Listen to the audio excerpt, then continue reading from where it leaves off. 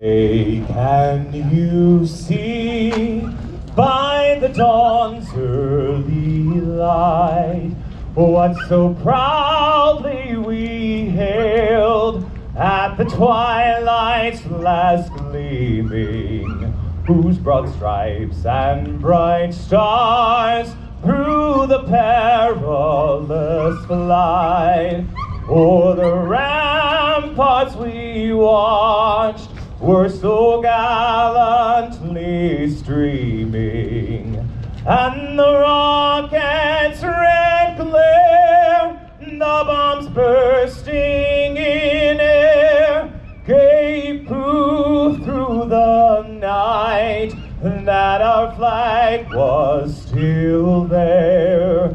Oh, say, does that star-spangled banner yet wave o'er the land of the free and the home of the brave? All right, thank you, John White. We really appreciate that. Now we are getting ready to go. We are just about a little less than 6 minutes away.